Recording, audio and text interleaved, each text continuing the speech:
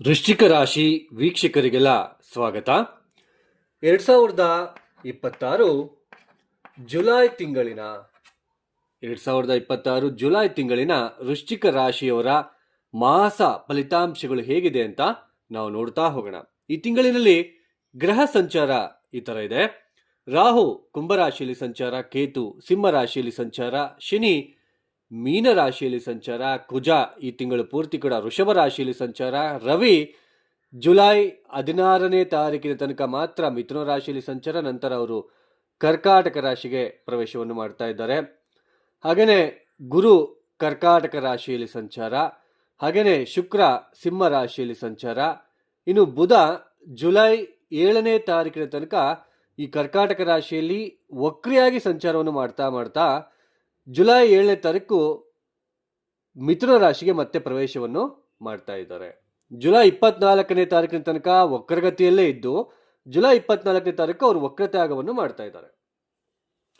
ಇಲ್ಲಿ ಮುಖ್ಯವಾಗಿ ಈ ವೃಶ್ಚಿಕ ರಾಶಿಯವರಿಗೆ ಸಾಕಷ್ಟು ದಿನಗಳಿಂದ ಈ ಅರ್ಧಾಷ್ಟಮ ರಾಹು, ಹಾಗೆ ದಶಮ ಕೇತು, ಹಾಗೆ ಪಂಚಮ ಶನಿ, ಈ ಏನು ಪಂಚಮ ಶನಿ, ಅರ್ಧಾಷ್ಟಮ ರಾಹು, ಅರ್ಧಾಷ್ಟಮ ಕೇತುವಿನಿಂದ ಮನೆ ವಿಚಾರದಲ್ಲಿ, ಆರ್ಥಿಕ ವಿಚಾರದಲ್ಲಿ, ಉದ್ಯೋಗದ ವಿಚಾರದಲ್ಲಿ ಸಾಕಷ್ಟು ತೊಂದರೆಗಳನ್ನು, ಹಾಗೆ ಇನ್ವೆಸ್ಟ್ಮೆಂಟ್ ವಿಚಾರದಲ್ಲಿ ರಾಂಗ್ ಇನ್ವೆಸ್ಟ್ಮೆಂಟ್ ಮಾಡಿ ಹಣ ಕಳ್ಕೊಂಡಿರ್ತಕ್ಕಂಥದ್ದು, ಮನೆಯಲ್ಲಿ ನೆಮ್ಮದಿ ಇಲ್ಲದೆ ಇರತಕ್ಕಂಥದ್ದು, ಉದ್ಯೋಗದಲ್ಲಿ ಉತ್ಸಾಹ ಇಲ್ಲದೆ ಇರತಕ್ಕಂಥದ್ದು, ಸಾಕಷ್ಟು ಗೊಂದಲಗಳು, ಕೌಟುಂಬಿಕ ವಿಚಾರದಲ್ಲಿ, ಹಣಕಾಸಿನ ವಿಚಾರದಲ್ಲಿ ಗೊಂದಲಗಳನ್ನು ನೀವು ನೋಡ್ತಾ ಬರ್ತಾ ಇದ್ರಿ. ಆದರೆ ಗುರು ಯಾವಾಗ ಮೊನ್ನೆ ಜೂನ್ ತಿಂಗಳಿನಲ್ಲಿ ಗುರು ನವಮ ಸ್ಥಾನಕ್ಕೆ ಪ್ರವೇಶವನ್ನು ಮಾಡಿದ್ರೋ, ಗುರುವಿನ ನೇರ ದೃಷ್ಟಿ, ಗುರು ತಾನಿರುವ ರಾಶಿಯಿಂದ ಪಂಚಮ 1, 2, 3, 4, 5 ಅಂದರೆ ನಿಮ್ಮ ಜನ್ಮ ರಾಶಿಯ ಮೇಲೆ ದೃಷ್ಟಿ, ಹಾಗೆ ಗುರು ತಾನಿರುವ ರಾಶಿಯಿಂದ ಸಪ್ತಮ ಅಂದರೆ ನಿಮ್ಮ ಜನ್ಮ ರಾಶಿಯಿಂದ ತೃತೀಯ, ಹಾಗೆ ಗುರು ತಾನಿರುವ ರಾಶಿಯಿಂದ 7, 8, 9 ನವಮ ದೃಷ್ಟಿ, ಪಂಚಮ ಸಪ್ತಮ ನವಮ ದೃಷ್ಟಿಯಲ್ಲಿ ಗುರುವಿನ ದೃಷ್ಟಿ ಬೀಳ್ತಾ ಇರುತ್ತೆ. ಯಾವಾಗ ಗುರು ದೃಷ್ಟಿ ಈ ತೃತೀಯ ಸ್ಥಾನದ ಮೇಲೆ, ಹಾಗೆ ನಿಮ್ಮ ಜನ್ಮ ರಾಶಿಯ ಮೇಲೆ, ಹಾಗೆ ಪಂಚಮ ಸ್ಥಾನದ ಮೇಲೆ ಬೀಳ್ತಾ ಇದೆಯೋ, ಶನಿಯ ಮೇಲೆ ಬೀಳುತ್ತೆ. ಸೊ ಇಲ್ಲಿ ಆರ್ಥಿಕ ವಿಚಾರದಲ್ಲಿ, ಹಾಗೆ ಕೌಟುಂಬಿಕ ವಿಚಾರದಲ್ಲಿ, ಹಾಗೇನೆ ನಾವು ತುಂಬಾ ದಿನಗಳಿಂದ ಪ್ರಯಾಣ ಮಾಡಬೇಕು ಅಂದರೆ ಯಾವುದೋ ಒಂದು ದೇವಸ್ಥಾನಕ್ಕೆ ಹೋಗಬೇಕು ಅಥವಾ ಯಾವುದೋ ಒಂದು ಕ್ಷೇತ್ರಕ್ಕೆ ನಾವು ದರ್ಶನ ಕೊಡಬೇಕಾಗಿತ್ತು, ಆಗ್ತಾನೆ ಇಲ್ಲ. ತುಂಬಾ ದಿನಗಳಿಂದ ಪ್ಲಾನ್ ಮಾಡ್ಕೊಳ್ತಾ ಇದ್ವಿ, ಪೋಸ್ಟ್ಪೋನ್ ಆಗ್ತಾ ಇದೆ, ಮನೇಲಿ ನೆಮ್ಮದಿ ಬೇರೆ ಇಲ್ಲ, ಯಾವ ದೇವಸ್ಥಾನನೂ ಬೇಡ, ಏನು ಬೇಡ, ಸುಮ್ಮನೆ ಇದ್ಬಿಡೋಣ ಅಂತ ಅಂದ್ಕೊಂಡು ಯಾರೆಲ್ಲ ಸುಮ್ಮನೆ ಮಾನಸಿಕ ನೋವು ಪಡ್ತಾ ಇದ್ರೋ, ಇಲ್ಲಿ ಗುರು ನವಮ ಸ್ಥಾನಕ್ಕೆ ಬಂದಾಗ ಸ್ವಲ್ಪ ತೀರ್ಥ ಕ್ಷೇತ್ರಗಳ ದರ್ಶನ, ಯಾಕೆಂದ್ರೆ ನವಮ ಸ್ಥಾನ ಲಾಂಗ್ ಜರ್ನೀಸ್, ಅದು ಕಂಫರ್ಟ್ ಜರ್ನೀಸ್ ಕೊಡ್ತಾನೆ, ಕಂಫರ್ಟ್ ಜರ್ನೀಸ್. ಹಾಗೆ ಪಂಚಮ ಸ್ಥಾನವನ್ನು ಶನಿ ನೋಡ್ತಾ ಇರೋದ್ರಿಂದ, ಅಂದರೆ ಶನಿಯನ್ನು ಗುರು ಪಂಚಮ ಸ್ಥಾನವನ್ನು ನವಮ ದೃಷ್ಟಿಯಿಂದ ನೋಡ್ತಾ ಇರ್ತಕ್ಕಂಥದ್ದು, ಇದು ನಾವೇನು ತಪ್ಪು ಮಾಡಿದ್ವಿ ಹಿಂದೆ, ನಾವು ಏನು ಅಧೈರ್ಯವಾಗಿ ಅಸ್ಥಿರತ್ವ, ಒಂದು ಚಂಚಲ ಬುದ್ಧಿಯಿಂದ ವ್ಯವಹಾರ ಮಾಡಿಕೊಂಡು ನಷ್ಟ ಮಾಡ್ಕೊಂಡಿದ್ವಲ್ಲ, ಸೊ ಗುರುದೃಷ್ಟಿ ಯಾವಾಗ ಬೀಳುತ್ತೋ ಅದಕ್ಕೆ ಯಾಕೆ ಈ ಥರ ಆಯಿತು ಅಂತ ಯೋಚನೆ ಮಾಡಿ ಮತ್ತೆ ಅದನ್ನ ನೀವು ಸರ್ಕ್ಯುಲೇಟ್ ಮಾಡಿಕೊಂಡು ಅದನ್ನ ಮತ್ತೆ ಸರಿಪಡಿಸಿಕೊಂಡು ಮುಂದಕ್ಕೆ ಹೋಗ್ತಕ್ಕಂಥದ್ದು. ಕುಟುಂಬ, ಆರ್ಥಿಕ ವ್ಯವಹಾರಗಳು, ಹಾಗೆ ಕ್ಷೇತ್ರಗಳ ದರ್ಶನಗಳಾಗಿರ್ಬೋದು, ಪ್ರಯಾಣಗಳಾಗಿರ್ಬೋದು, ಸಂಘದಲ್ಲಿ ಗೌರವ ಮರ್ಯಾದೆ, ನಿಮಗೆ ಒಂದು ಆತ್ಮವಿಶ್ವಾಸ ಬರ್ತಕ್ಕಂಥದ್ದು ಮೊನ್ನೆ ಜೂನಿಂದ ನೀವು ನೋಡ್ತಾ ಬರ್ತಾ ಇದ್ದೀರಾ. ಅಂದರೆ ಗುರುಬಲ ಸ್ವಲ್ಪ ನಿಮಗೆ ಇರೋದ್ರಲ್ಲಿ ಸ್ವಲ್ಪ ಸದ್ಯಕ್ಕೆ ಸ್ವಲ್ಪ ಹೆಲ್ಪ್ ಆಗ್ತಾ ಇದೆ. ಅಂದರೆ ಬೀಸೋ ದಣ್ಣೆಯಿಂದ ತಪ್ಪಿಸ್ಕೊಂಡ್ರೆ 100 ವರ್ಷ ಆಯುಸ್ಸು ಅಂತ ಹೇಳ್ತಾರಲ್ವಾ, ಆ ಥರ ಸ್ವಲ್ಪ ನಮಗೆ ಒಂದು ಸ್ವಲ್ಪ ಗುರುಬಲ ಅನ್ನೋದು ಸ್ವಲ್ಪ ಒಂದು ಪುಷ್ಟಿ ಕೊಡ್ತಾ ಇದೆ ಅಂತ ಅರ್ಥ. ಯಾರಿಗಾದ್ರೂ ವೈಯಕ್ತಿಕ ಜನ್ಮ ಜಾತಕದಲ್ಲಿ ನಿಮ್ಮ ಜಾತಕ ರೀತ್ಯ ಒಳ್ಳೆ ಗ್ರಹಗಳು ದಶಾಭುಕ್ತಿ ನಡೀತಾ ಇಲ್ಲ ಅಂದರೆ, ಒಳ್ಳೆ ಗ್ರಹಗಳು ಕೆಟ್ಟ ಗ್ರಹಗಳು ಅಂತ ಇರೋದಿಲ್ಲ. ನಮ್ಮ ಲಗ್ನಾನುಸಾರವಾಗಿ ಅವರು ಪಾಪತ್ವವನ್ನು ಪಡ್ಕೊಂಡಿರ್ತಾರೆ, ಬಲಹೀನ ಆಗಿರ್ತಾರೆ. ಯಾವುದೋ ಜನ್ಮದಲ್ಲಿ ಕಾರಕತ್ವಗಳು ಅಂತ ಇರುತ್ತೆ. ಶನಿ ಕಾರಕತ್ವ ಒಂದು ಎಕ್ಸಾಂಪಲ್ ಕೊಡ್ತೀನಿ, ಒಂದೇ ಒಂದು ಎಕ್ಸಾಂಪಲ್. ಲೇಬರ್ಸ್, ನಮ್ಮ ಕೈ ಕೆಳಗಡೆ ಕೆಲಸ ಮಾಡ್ತಕ್ಕಂಥವ್ರಿಗೆ ನಾವು ತೊಂದರೆ ಕೊಟ್ಟು ಅವ್ರಿಗೆ ತುಂಬಾ ಮನಸ್ಸಿಗೆ ನೋವು ಕೊಟ್ರೆ ಶನಿ ಬಲಹೀನ ಆಗ್ತಾನೆ. ಶನಿ ನಮಗೆ ಯಾವುದೋ ಒಂದು ರೂಪದಲ್ಲಿ ನಮಗೆ ತೊಂದರೆ ಕೊಡ್ತಾರೆ. ಸೊ ಅಂದ್ರೆ ಶನಿಯ ಕಾರಕತ್ವದಲ್ಲಿ ಅದೊಂದು ಕಾರಕತ್ವ. ಕುಜ ಅಂದ್ರೆ ಭೂಮಿ, ಇತರರ ಭೂಮಿಯನ್ನು ಆಕ್ರಮ ಮಾಡಿಕೊಂಡು ಅವ್ರಿಗೆ ನೋವು ಕೊಟ್ಟು ನಾವೇನು ಅನುಭವಿಸ್ತೀವಲ್ವ, ಅದು ಮತ್ತೆ ನಮಗೆ ಅದು ತುಂಬಾ ಎಫೆಕ್ಟ್ ಕೊಡ್ತಾ ಹೋಗುತ್ತೆ. ಇದೆಲ್ಲ ಕಾರಕತ್ವಗಳು ಅಂತ ನಾವು ಕರಿತೀವಿ.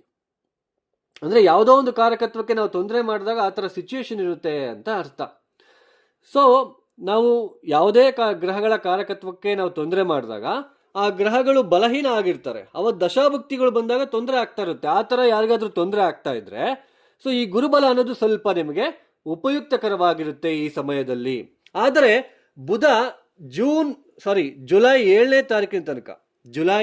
ತಾರೀಕಿನ ತನಕ ನವಮ ಸ್ಥಾನದಲ್ಲಿ ವಕ್ರಿ ಆಗಿರ್ತಕ್ಕಂಥದ್ದು ಅನ್ಪ್ಲಾನಿಂಗ್ ಜರ್ನೀಸ್ ಏನಿದೆ, ಪ್ಲಾನ್ ಮಾಡ್ಕೊಳ್ದೆ ಜರ್ನೀಸ್ ಮಾಡ್ತಾ ಇರ್ತೀರ ನೋಡಿ, ಅದು ಸ್ವಲ್ಪ ನಿಮಗೆ ಇರಿಟೇಷನ್ನು, ಸ್ಟ್ರೆಸ್ ಕೊಡ್ತಾ ಇರುತ್ತೆ.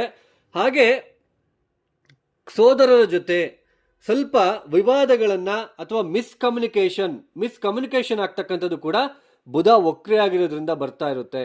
ಮಿಸ್ಕಮ್ಯುನಿಕೇಶನ್ ಆಗೋದು, ಸೋದರಿಯರ ಜೊತೆ ಸ್ವಲ್ಪ ಪ್ರಯಾಣಗಳಲ್ಲಿ ನಾವು ಪ್ಲಾನ್ ಮಾಡ್ಕೊಂಡಿರೋದಿಲ್ಲ, ಆ ಪ್ಲಾನ್ ಮಾಡ್ಕೊಳ್ದೆ ನಾವು ಜರ್ನಿ ಮಾಡೋದ್ರಿಂದ ಬುಧ ವಕ್ರಿ ಆಗಿರೋದ್ರಿಂದ ಇಲ್ಲಿ ಸ್ವಲ್ಪ ತೊಂದರೆಗಳನ್ನು ಕೊಡ್ತಾರೆ ಅಂತ ಅರ್ಥ.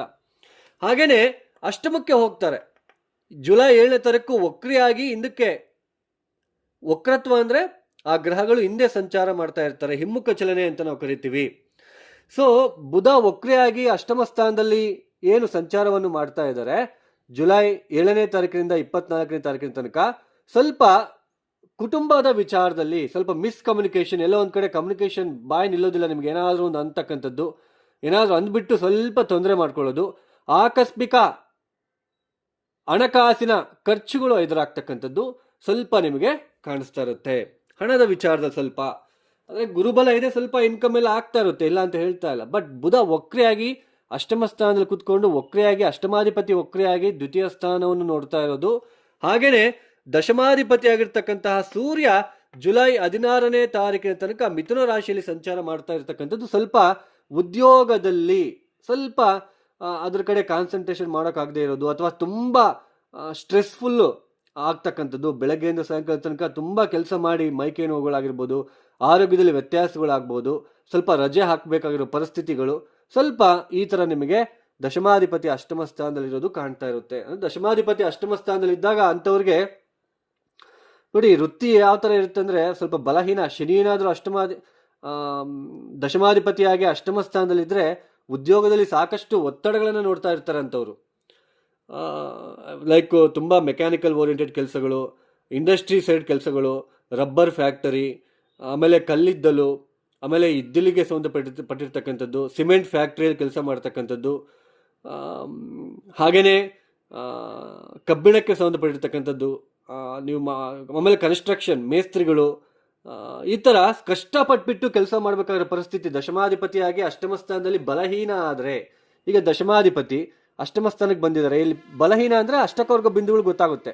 ಅಷ್ಟಕವರ್ಗ ಬಿಂದುಗಳು ರವಿ ಏನಾದರೂ ಇಲ್ಲಿ 0, 1, 2 ಬಿಂದುಗಳು ಕೊಟ್ಟಿದ್ರೆ ಆರೋಗ್ಯದಲ್ಲಿ ವಿಪರೀತ ಬಾಧೆಗಳನ್ನು ಅನುಭವಿಸ್ಬೇಕಾಗಿರುತ್ತೆ. ಉದ್ಯೋಗಕ್ಕೆ ಹೋಗೋಕ್ಕಾಗಲ್ಲ, ಆ ಸಮಯದಲ್ಲಿ ಆರೋಗ್ಯದ ಬಾಧೆಗಳನ್ನು ಎದುರಿಸಬೇಕಾಗುತ್ತೆ. ಸೊ ಇದು ಈ ಥರ ಇರುತ್ತೆ. ಅಂದರೆ ದಶಮಾಧಿಪತಿ ತುಂಬ ಚೆನ್ನಾಗಿದ್ರೆ ಸುಖವಾಗಿರ್ತಕ್ಕಂಥ ಜಾಬ್ ಇರುತ್ತೆ. ದಶಮಾಧಿಪತಿ ಚೆನ್ನಾಗಿಲ್ಲ ಅಂದರೆ ಜಾತಕ ರೀತ್ಯ ಒಬ್ಬೊಬ್ಬರದೇ ಒಂದೊಂಥರ ಕಷ್ಟಪಟ್ಟು ಜೀವನ ಮಾಡಬೇಕಾಗಿರೋ ಪರಿಸ್ಥಿತಿ, ಕಷ್ಟಪಟ್ಟು ಕೆಲಸ ಮಾಡಬೇಕಾಗಿರೋ ಪರಿಸ್ಥಿತಿಗಳು ಎದುರಾಗ್ತಾ ಇರುತ್ತೆ. ಅಂದರೆ ದಶಮಾಧಿಪತಿ ಈಗ ಗೋಚಾರದಲ್ಲಿ ಅಷ್ಟಮ ಸ್ಥಾನಕ್ಕೆ ಬಂದಿರೋದು ಸ್ವಲ್ಪ ವೃತ್ತಿಯಲ್ಲಿ ಬೇಸರ ಆಗ್ತಕ್ಕಂಥದ್ದು, ಅಥವಾ ತುಂಬ ಸ್ಟ್ರೆಸ್ ಅಂತ ಅನಿಸ್ತಕ್ಕಂಥದ್ದು, ರಜೆ ಹಾಕ್ಕೊಂಡು ಸುಮ್ಮನೆ ಮನೇಲಿ ಇಟ್ಬಿಡೋಣ ಅಂತ ಒಂದು ಬಾಧೆಗಳು ಬರ್ತಕ್ಕಂಥದ್ದು ಈ ಥರ ನಿಮಗೆ ಕಾಣಿಸ್ತಾ ಇರುತ್ತೆ. ಯಾಕೆಂದರೆ ಒಂದು ಕಡೆ ದಶಮ ಸ್ಥಾನದಲ್ಲಿ ಕೇತು, ಒಂದು ಕಡೆ ದಶಮಾಧಿಪತಿ ಅಷ್ಟಮ ಸ್ಥಾನದಲ್ಲಿ ಇರೋದ್ರು ಸ್ವಲ್ಪ ತೊಂದರೆದಾಯಕವಾಗಿರ್ತಕ್ಕಂಥದ್ದು.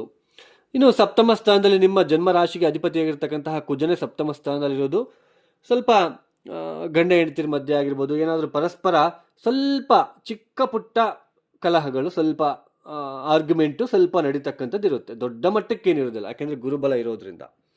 ಒಟ್ಟಾರೆಯಾಗಿ ಸ್ವಲ್ಪ ವೃಶ್ಚಿಕ ರಾಶಿಯವರಿಗೆ ಸ್ವಲ್ಪ ಬುಧ ವಕ್ರಾಗಿರೋದು ಮಿಸ್ಕಮ್ಯುನಿಕೇಶನ್ನು, ಹಣಕಾಸಿನ ಕೌಟುಂಬಿಕ ವಿಚಾರದಲ್ಲಿ ಸ್ವಲ್ಪ ಚಿಕ್ಕದಾಗಿ ಎಡವು ತಡವುಗಳು ಬರ್ತಾ ಇರುತ್ತೆ. ಮಿಕ್ಕಿದ್ದೆಲ್ಲ ಓಕೆ.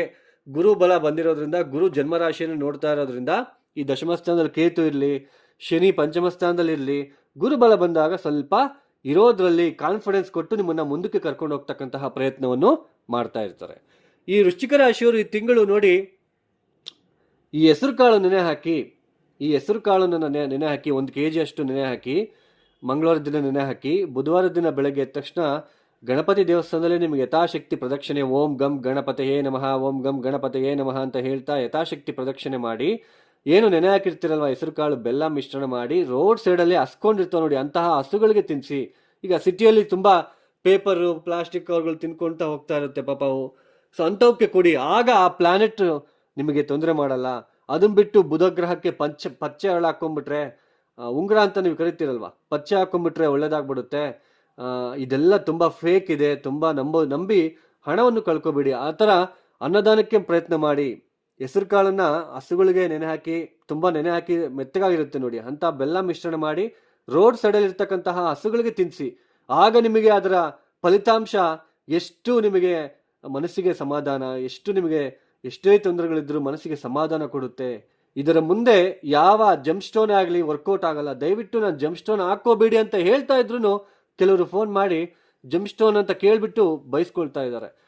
ಸೊ ನಾನು ಜಂಪ್ ಸ್ಟೋನ್ ಬಿಲೀವ್ ಮಾಡಲ್ಲ, ಜಂಪ್ ಸ್ಟೋನ್ ಫೇಕ್ ಇದೆ, ಜಂಪ್ ಸ್ಟೋನಿಂದ ಯಾವುದೇ ತರಹದ ನಮಗೆ ಪರಿಹಾರ ಸಿಗಲ್ಲ. ದಯವಿಟ್ಟು ಅರ್ಥ ಮಾಡ್ಕೊಳ್ಳಿ. ಯಾಕೆಂದರೆ ಮಂತ್ರಗಳಿಗೆ ಇರೋ ಶಕ್ತಿ ಬೇರೆ ಯಾವುದಕ್ಕೂ ಇಲ್ಲ. ಹಾಗೆ ನಾವು ಮಾಡುವ ಪರಿಹಾರ ಕಾರ್ಯಕ್ರಮಗಳು ಏನಿದೆ, ಇನ್ನೊಬ್ರಿಗೆ ಅದು ಹೆಲ್ಪ್ ಆಗೋ ಥರ ಇರಬೇಕು.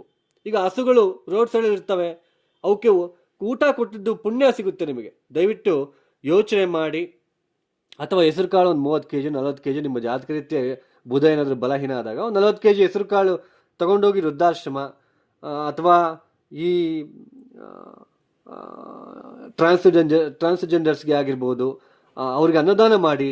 ಬುಧ ಅಂದರೆ ನಪುಂಸಕ ಆಗ್ತಾರೆ, ಅವ್ರಿಗೆ ಅನ್ನದಾನವನ್ನು ಮಾಡಿ, ಅವ್ರಿಗೆ ಸಹಾಯವನ್ನು ಮಾಡಿ. ಅವಾಗ ಬುಧ ಪಾಸಿಟಿವ್ ಇಂಪ್ಯಾಕ್ಟ್ ಕೊಡ್ತಾರೆ. ಅವ್ರಿಗೆ ನಾವೇನು ಯಾವುದೇ ಗ್ರಹದ ಕಾರಕತ್ವಕ್ಕೆ ನಾವು ತೊಂದರೆ ಮಾಡಿದ್ರೆ ಅದು ನಮಗೆ ರಿವರ್ಸ್ ಆಗುತ್ತೆ. ನೆನಪಲ್ಲಿ ಇಟ್ಕೊಳ್ಳಿ. ಎಲ್ಲರಿಗೂ ಗೌರವ ಕೊಡಿ. ನಾವು ಮಾಡ್ತಕ್ಕಂತಹ ಸಹಾಯ ಏನು ಅನ್ನದಾನದ ಕಾರ್ಯಕ್ರಮ ಇನ್ನೊಬ್ಬರಿಗೆ ಅದು ಹೆಲ್ಪ್ ಆಗೋ ಥರ ಇರಬೇಕು. ದಯವಿಟ್ಟು ಅರ್ಥ ಮಾಡ್ಕೊಳ್ಳಿ. ಸುಮ್ಮನೆ ಎಲ್ಲರೂ ನಾವು ಚೀಪಾಗಿ ನೋಡ್ತಾ ಹೋದರೆ ಒಂದೊಂದು ಗ್ರಹಕ್ಕೆ ಕಾರಕತ್ವ ಇರುತ್ತೆ. ಆ ಕಾರಕತ್ವಕ್ಕೆ ನಾವು ತೊಂದರೆ ಮಾಡಿದಾಗ ಆ ಗ್ರಹ ನಮಗೆ ತೊಂದರೆ ಮಾಡೋದಕ್ಕೆ ಸ್ಟಾರ್ಟ್ ಮಾಡುತ್ತೆ. ಯಾವುದೇ ವ್ಯಕ್ತಿಯನ್ನು ಕೂಡ ನಾವು ತೊಂದರೆ ಮಾಡಬಾರ್ದು. ನಾವು ಯಾವುದೇ ಕಾರಣಕ್ಕೂ ಅವ್ರ ಬಗ್ಗೆ ಏನು ಮಾತಾಡಬಾರ್ದು, ಕಾಮೆಂಟ್ ಕೂಡ ನಾವು ಮಾಡೋದಕ್ಕೆ ಹೋಗಬಾರ್ದು. ಇದನ್ನು ಅರ್ಥ ಮಾಡ್ಕೊಳ್ಳಿ. ಸೊ ಈ ಥರ ಏನಾದರೂ ಬುಧನಿಗೆ ನೀವು ನೀವು ಕ್ರಮಗಳನ್ನು ಆಚರಣೆ ಮಾಡಿ. ಹಾಗೆಯೇ ಬುಧ ವಕ್ರಿ ಆಗಿರೋದ್ರಿಂದ ಹಾಗೆ ಸ್ವಲ್ಪ ನೀವು ರವಿ ಗ್ರಹಕ್ಕೆ ಸ್ವಲ್ಪ ಪ್ರತಿನಿತ್ಯ ಸೂರ್ಯನಿಗೆ ಅರ್ಘ್ಯ ಕೊಡೋದು, ಆದಿತ್ಯ ಹೃದಯ ಪಾರಾಯಣ, ಶ್ರೀರಾಮನ ಆರಾಧನೆ ಮಾಡುವುದು ಉತ್ತಮ. ಯಾರೆಲ್ಲ ಈ ವಿಡಿಯೋನ ನೋಡ್ತಾ ಇದ್ದೀರಾ, ಲೈಕ್ ಮಾಡಿ, ಶೇರ್ ಮಾಡಿ, ಸಬ್ಸ್ಕ್ರೈಬ್ ಮಾಡ್ಕೊಳ್ಳಿ. ನಿಮ್ಗೆ ಇಷ್ಟ ಆಗಿದ್ರೆ ಮಾತ್ರ ಲೈಕ್ ಮಾಡಿ, ಅದರ್ವೈಸ್ ಜಸ್ಟ್ ಸ್ಕಿಪ್ ಮಾಡಿ ಹೋಗ್ತಾ ಇರಿ, ತೊಂದರೆ ಇಲ್ಲ. ಇನ್ನು ಸರ್ವೇ ಜನ ಸುಖಿನೋ ಭವಂತು. ಧನ್ಯವಾದಗಳು. ಜೈ ಶ್ರೀರಾಮ್.